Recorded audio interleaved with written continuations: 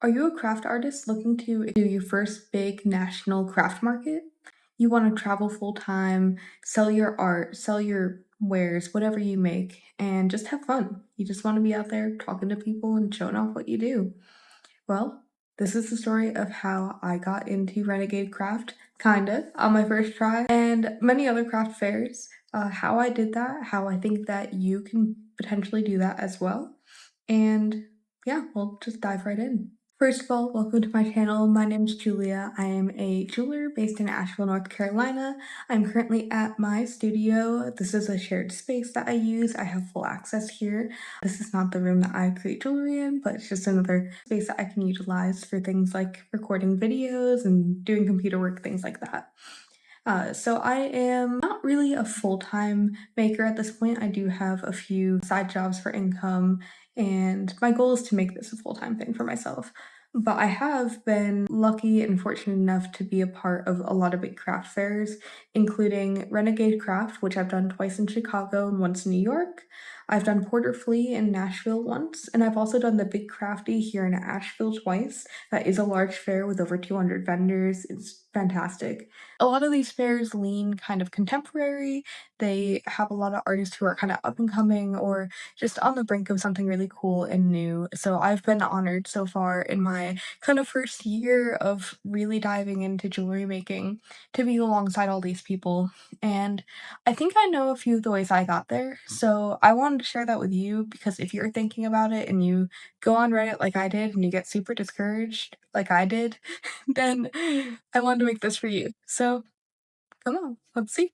So, first, I want to talk about you and your creative brand. No matter what you make, whether you're a potter, painter, sculptor, you make earrings, you make candles, whatever it might be, you probably have, at this point, hopefully developed a general style and kind of a brand for yourself.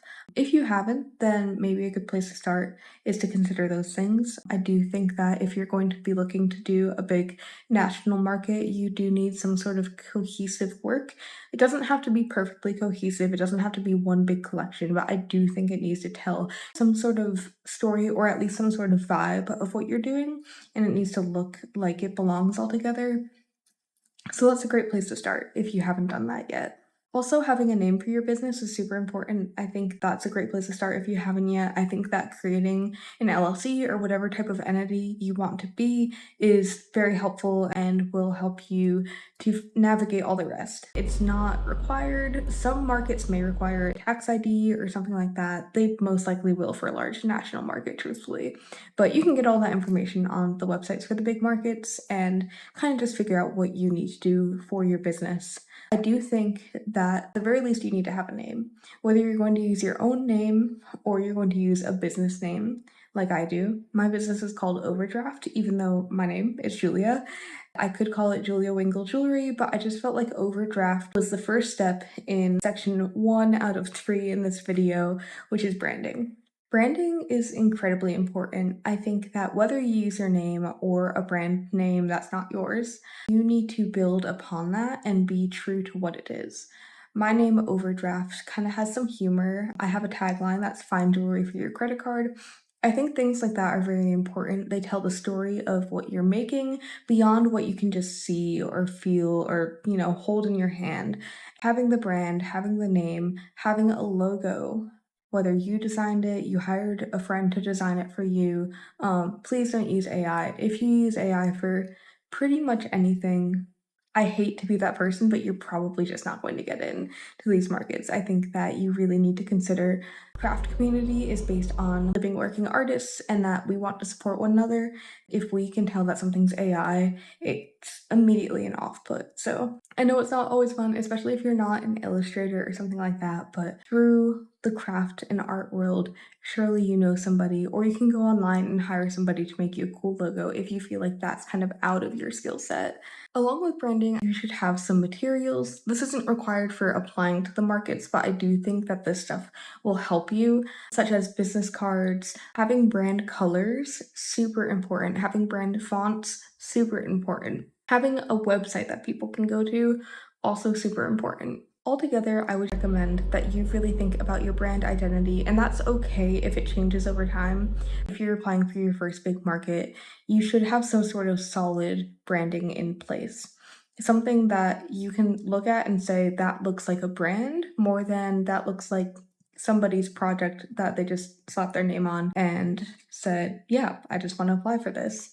Unfortunately, these are really competitive markets to get into, and they are going to be looking for the best quality of all aspects of your business, even though, your art is super important. And I do think that that is a large part of what speaks for itself.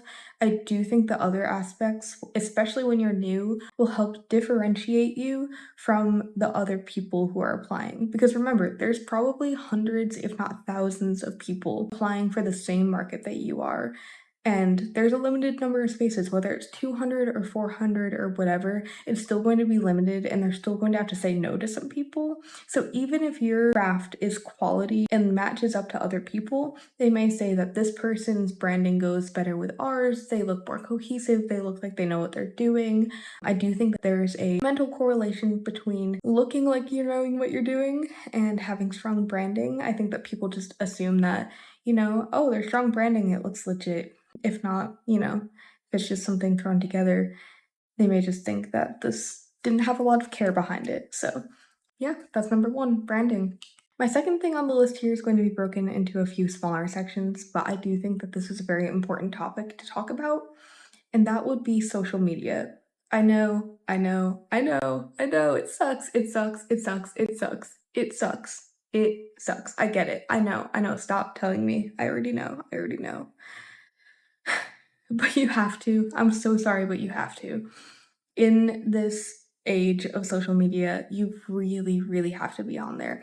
Truthfully, I'm gonna be the first to say you don't need to be posting every day or even multiple times a week.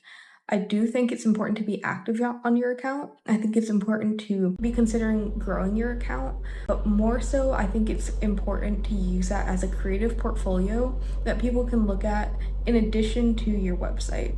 I think that if you can showcase your work in one way or another on social media, that will give context to the brand and that will be really helpful.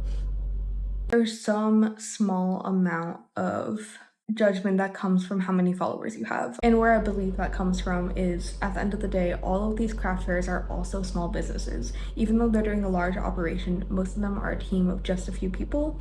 They want more than anything for the fair to be successful. They want people to continue to apply because they make money on the applications, which I can talk about in a bit.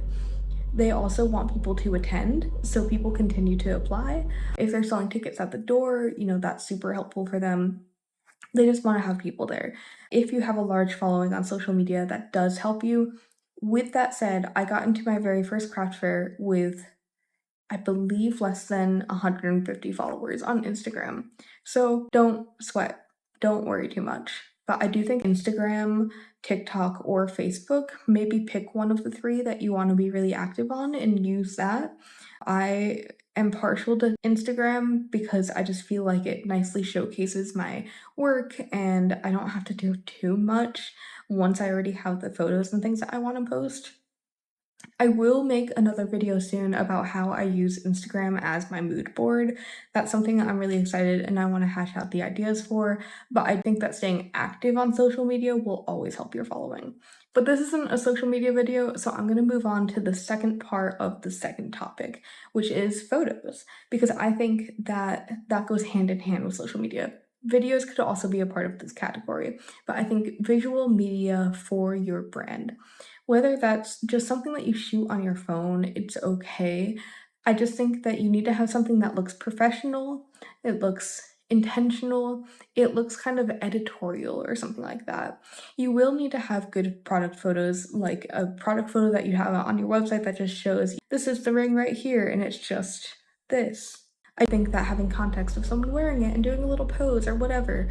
I could even share some of my editorial photos that I did, and it's just enough to get started. But I felt like once I did this photo shoot that I was ready to apply. I actually did this photo shoot maybe an hour before the deadline to apply for my first Renegade Craft Fair, and I got into that. So That's amazing. I'm glad that worked out. To me, that felt like a sigh of relief of I look like a real brand now. I feel like I'm qualified to apply for this. I think that a lot of people would probably feel the same way. Moving on to the third topic, something that most fairs, especially large fairs, will ask you for is a photo of your setup. And I hear a lot from different people, oh my gosh, I've never done a show before. I don't have a photo of my booth or my table or whatever it is. And I kind of have two bits of advice for that. One, I think it could be really great even if you don't make the sales. For example, my jewelry is quite expensive, at least for my local community to just buy at a little tiny market that they see on a Saturday. However, doing a little market on a Saturday can help you work out things like your POS system. Does your display work well? What does everything look like all together? Do your business cards send people to the right place? Like stuff like that, and it will help you generate ideas for what you need to do. So, my first bit of advice would be to just go ahead and do a very small local market. Those will be much easier to get into. You can find those on Facebook, Instagram. There's a lot of ways to find stuff happening in your community. My second recommendation on this topic, which is one that's very easy and very accessible, and especially if you're doing this in a time crunch and you just are like, I just can't do a local market, or I just really don't want to do that because that doesn't align with my brand, which I disagree, but it's okay. This option is that you can always take a photo at home. Whether it's in your yard, in your living room, whatever it is, set up a table. It can just be a small table that you can get at Walmart. You can probably get one at Goodwill as well if you don't have one. You will need one if you do a market, unless you rent one from the market itself. It's a good thing to have. I think they're very useful. My life hack, my favorite thing in the world is my camping table.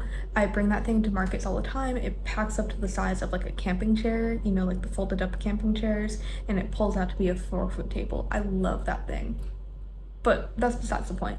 Get yourself a table, get yourself a tablecloth. If you want a banner, whatever kind of displays and stuff that you want to have at a market, make it look really good. Make it look like you are doing the market, but just set it up at home. Because at the end of the day, what they're asking for when they're asking for a photo of your booth or table setup is to look at what you've put together in terms of style. What is your brand going to look like altogether? What are the methods of displaying your pieces? Did you just carelessly throw a bunch of stuff on a table without a tablecloth or anything? If you do that, you're probably not going to get in. But I think it's super simple, just get excited about it. Think about the things that you want for your booth. It doesn't have to be finalized. They're not going to say, you had a red tablecloth in your photo, but, a blue one at the market. They're not going to care. They're just more looking for a general idea of what they can look for with your booth setup. So, yeah, do either a local market or just set one up in your living room. Why not? The application itself will probably ask you for a few things, talking about you as the artist or creator. It will also ask about your business. It'll probably ask your business name, a few little specifics here and there, probably nothing in too much detail. It's important if they do ask to tell what sets your brand apart, whether Overdraft has jewelry that's very much targeted at Gen Z. It's very freeform and organic, it's less traditional, and I'm trying to push boundaries of standard jewelry making. That's kind of roughly something I would say in that, just to let them know that I'm not just making the same ring 400 times and it's just one plain band and I'm just gonna have a bunch of plain, simple stuff. I think, and honestly, that actually could be kind of cool. So no hate towards that, but I think they just want to know what sets you apart and what makes you a special addition to their market. They more than likely will ask for photos or at least a link to your website. On your website, you definitely should have any of those editorial photos along with product photos that you have. I think that's super helpful. I am not sponsored at all, but I did set up my website on Squarespace. If you want to check it out, it's overdraft.website.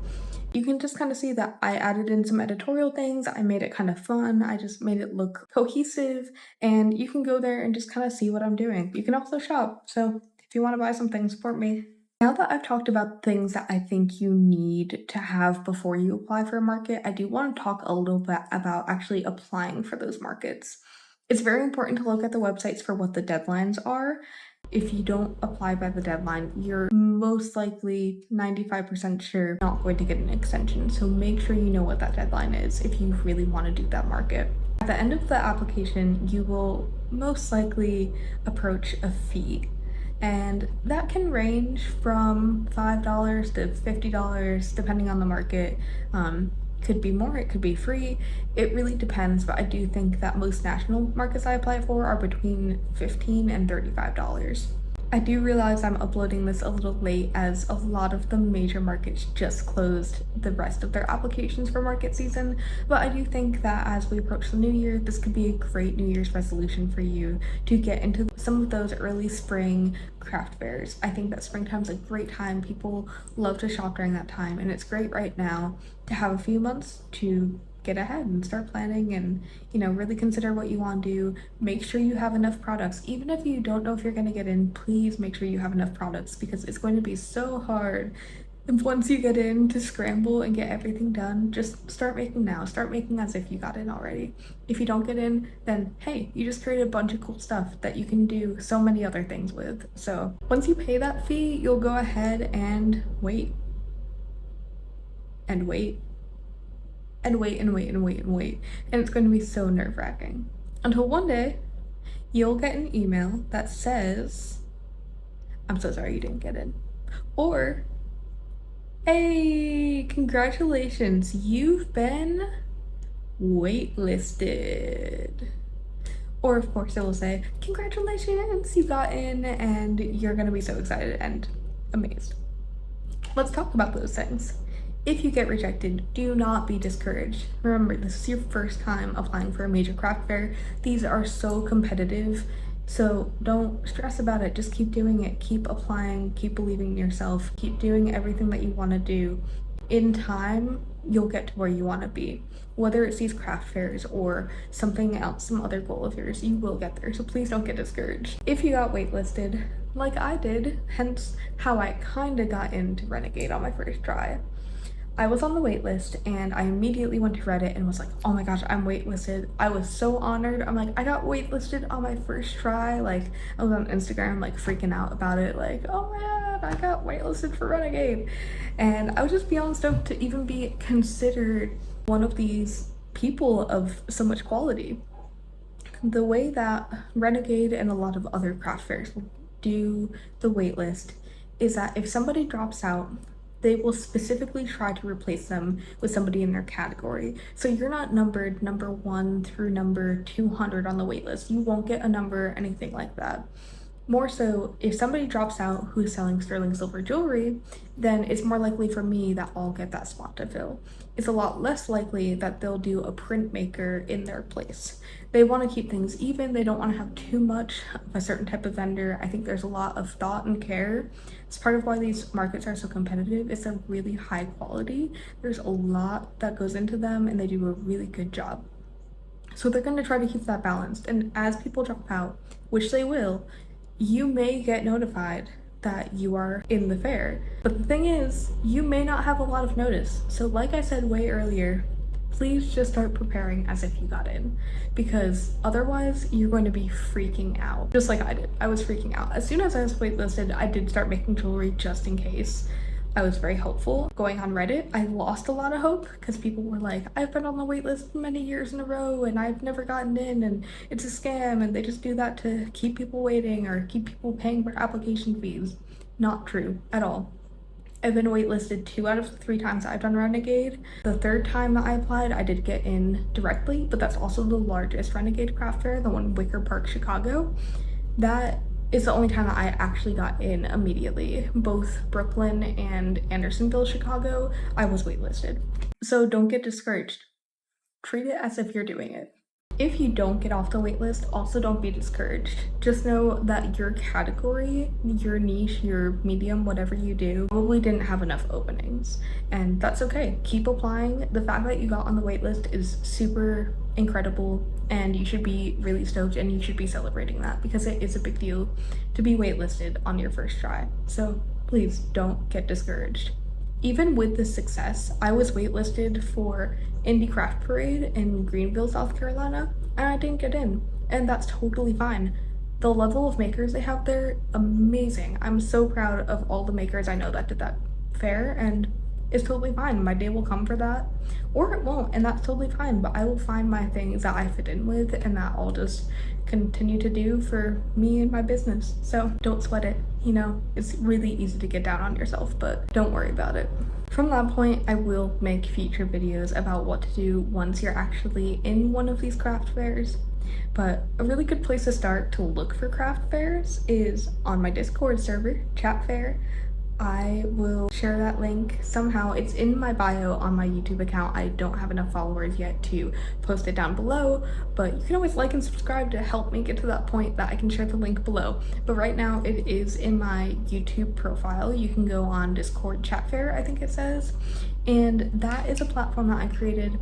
You know, I'm not trying to get any money from this or anything. It's just a free community platform where people can talk about craft fairs, talk about their honest experiences, ask for advice on how to apply, talk about what they're currently working on, share opportunities. You know, the main goal of it and why I created it is that way at these larger craft fairs, people can get together and they can couch surf or share an Airbnb or carpool or, you know, just get these expenses that are very crazy for these national craft fairs and reduce them through community. Also just find community, you know, go out and get some drinks or some food or whatever after the show is over.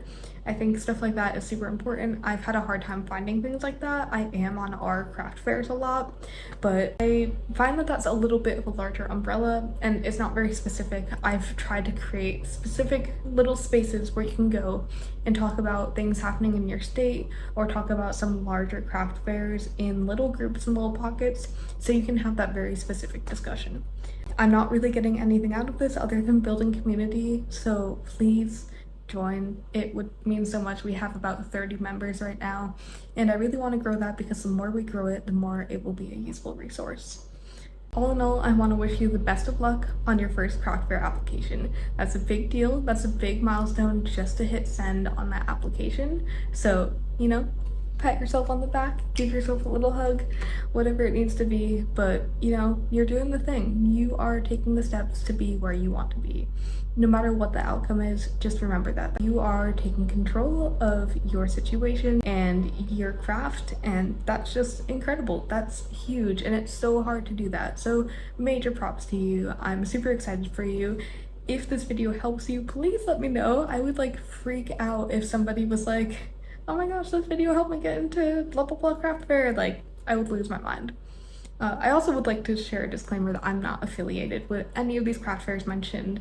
I am simply just trying to help y'all get in, and I want to grow this community. I really care about the craft community, and I just really want to see people be successful. I'm gonna stop rambling now. So, thank you.